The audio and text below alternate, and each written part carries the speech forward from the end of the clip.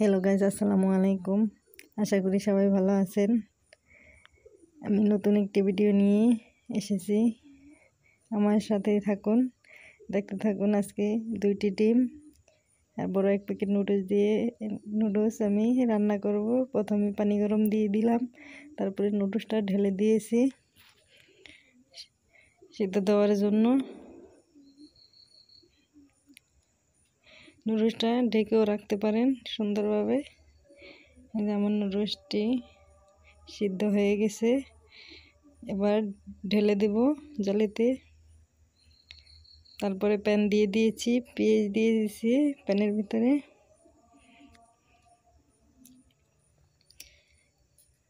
Gas পেঁয়াজটা হলে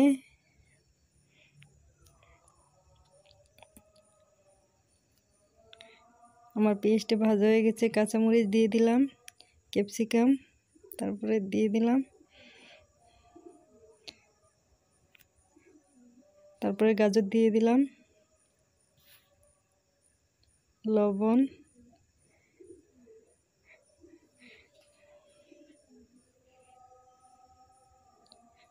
দিয়ে সুন্দরভাবে নাড়িয়ে দেব। সিদ্ধ হওয়ার জন্য চুলাটি কমিয়ে নেব। তারপরে ডিম দিয়ে দিলাম, ডিম দিয়ে সুন্দরভাবে ভেজে নেব। গাইজ, আপনারা পরিবারের সবাইকে নিয়ে এই ডেকো নুডলসটা বানিয়ে খেয়ে দেখতে পারেন, খুব স্বাদ। তারপর টেস্টিটা দিয়ে দিলাম। গাইজ, অনেকে ভাবে এই নুডলসটা মজা হয় না, সবজি দিয়ে রান্না করলে খুব স্বাদ লাগে এবং সুস্বাস্থ্যকর খাবার। এবার আমি নুডলসটা দিয়ে দিলাম।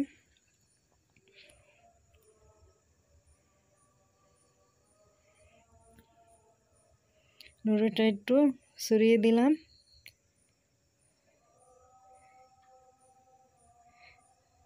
তারপরে আমি আরেকটি ডিম দিয়ে দিব। ডিম দিয়ে সুন্দরভাবে উপরে নিচে লাড়িয়ে দিব। গাইজ, যারা আমার চ্যানেলটাকে সাবস্ক্রাইব করে নেয় অবশ্যই এক্ষুনি সাবস্ক্রাইব করে দেন।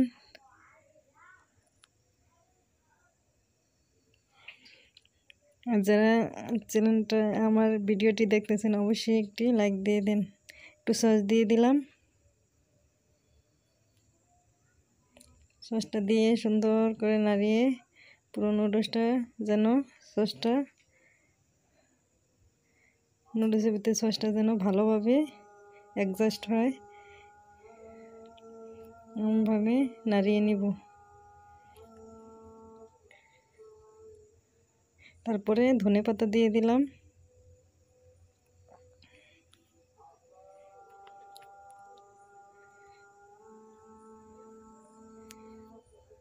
গাইস, আমার নুডলসটি রান্না প্রায় শেষ পর্যায়ে। গাইস, আপনারাও পরিবারের সবাইকে নিয়ে এই নুডলসটি বানিয়ে খেতে পারেন, স্বাস্থ্যকর, এবং কি বাচ্চাদের টিফিনেও বানিয়ে দিতে পারেন।